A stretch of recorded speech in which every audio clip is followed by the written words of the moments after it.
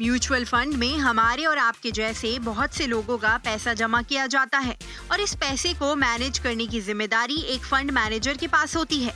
ये fund manager investment के मामलों का एक्सपर्ट होता है। फंड मैनेजर शेयर्स या फिर बॉन्ड में पैसे लगाकर ज्यादा से ज्यादा प्रॉफिट कमाने की कोशिश करता है। उसकी कोशिश होती है कि कम रिस्क उठाकर ज्यादा कमाई कैसे की जाए। इस तरह म्यूचुअल फंड के जरिए एक छोटा निवेशक भी एक्सपर्ट की सर्विसेज ले पाता है।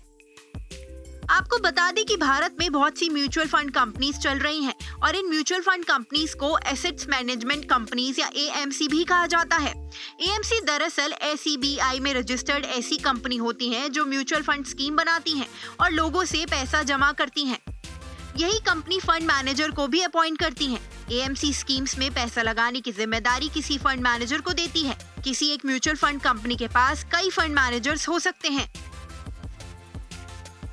म्यूचुअल फंड कंपनी समय समय पर नई म्यूचुअल फंड स्कीम्स लॉन्च करती हैं। मार्केट में किसी नई म्यूचुअल फंड स्कीम के लॉन्च करने को ही म्यूचुअल फंड ऑफर या फिर एनएफओ कहा जाता है।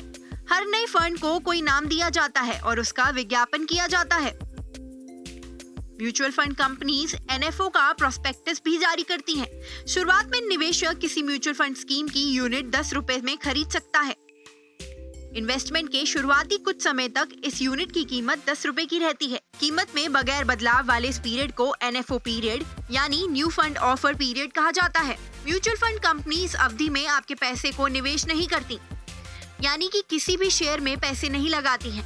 एनएफओ पीरियड खत्म होने के बाद आपका फंड मैनेजर सामूहिक रकम में से इन्वेस्टमेंट शुरू करता है।